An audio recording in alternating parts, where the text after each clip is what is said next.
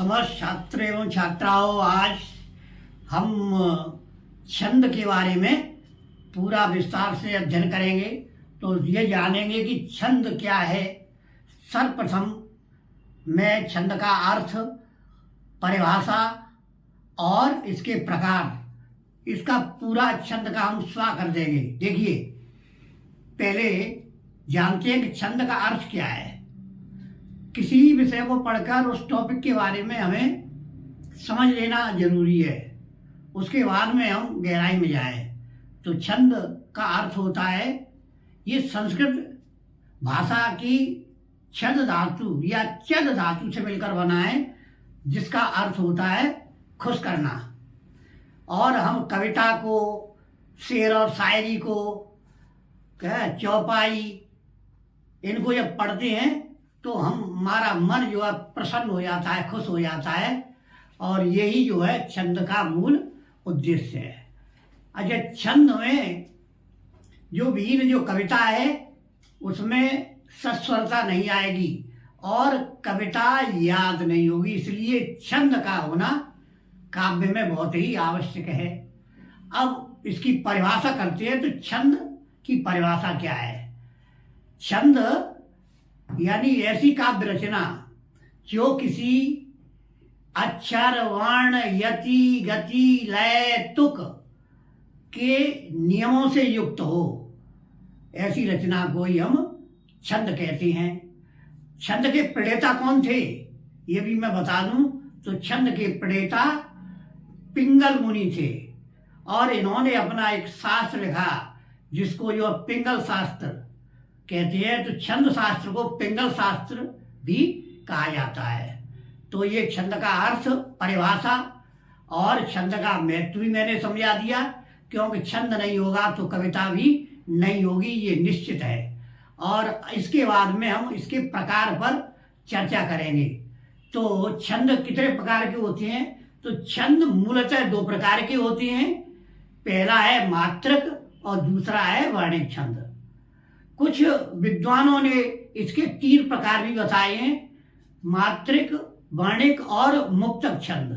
जो मुक्तक छंद जैसे आधुनिक कविता, ये कुमार विश्वास गाते हैं और तमाम जो है कवि गाते हैं, लेकिन मूलतः 2 है। उसको देखिए, इसको बारी बारी से। मात्रिक छंद क्या है? वह छंद जो मात्राओं की गणना पर आधारित, जिसमें गणना की जाती है, उसको मात्रिक छंद कहते हैं। और मात्रिक छंद में चौपाई, दोहा, सोरठा, कुंडलियां, ये सब मात्रिक छंद में आते हैं। और दूसरा है वर्णिक छंद। इसमें जो है वर्णों की गिनती की जाती है।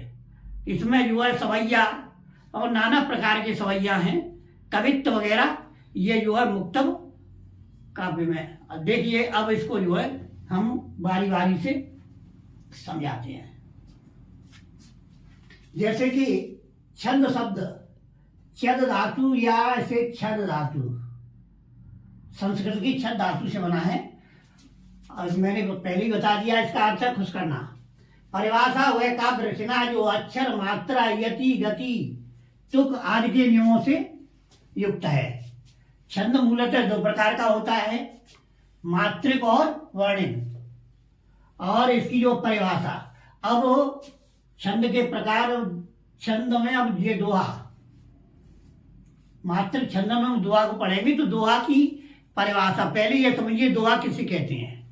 जैसे कि शाब्दिक अर्थ है दोहा, जिसमें वह काव्य रचना जो 2 पंक्ति में लिखी जाए, दोहा कहते हैं या दोहा कहलाती है।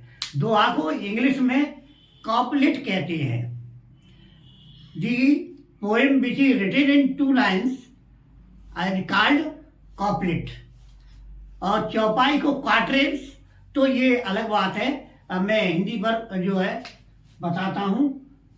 2 पंक्तियों में लिखे जाने वाली काव्य रचना। हालांकि में दोहा में चरण 4 होते हैं, लेकिन दोहा 2 ही लाइन में लिखा जाता है, इसीलिए इसको जो है दोहा कहा जाता है।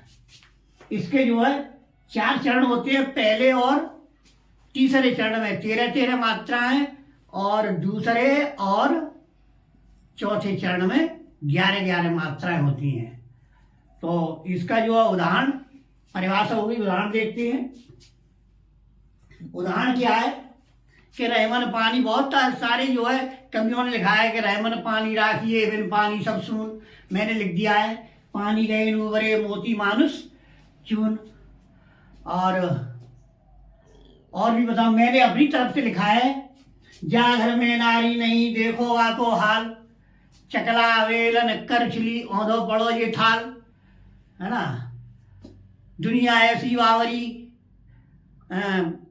पत्थर पूजन जाए, घर की चाकी कोई नहीं पूछे, ताको पीसो खाए। ये कबीरदास जी ने इस तरह से नाना प्रकार की। अब इसके बाद में आता है सोरठा। ये बिल्कुल सरल तरीके से याद करने की ट्रिक है कि दोहा का ये बिल्कुल उल्टा होता है। उसमें 13-11 का कॉम्बिनेशन होता है, इसमें 11-13 मात्राओं का कॉम्बिनेशन है। बस इतना समझ लो, दोहा का उल्टा कर दो। जो समृद्ध सिद्ध हो गणनायक करे वर वदन, करो अनुग्रह मोय बुद्ध राग शुभ गुण सदन। इस तरह से जो सुमिरत सिद्ध हो गणनायक करे वर वदन, है ना, करो अनुग्रह मोय बुद्धि राखी शुभ गुण सदन। इस तरह से ये है।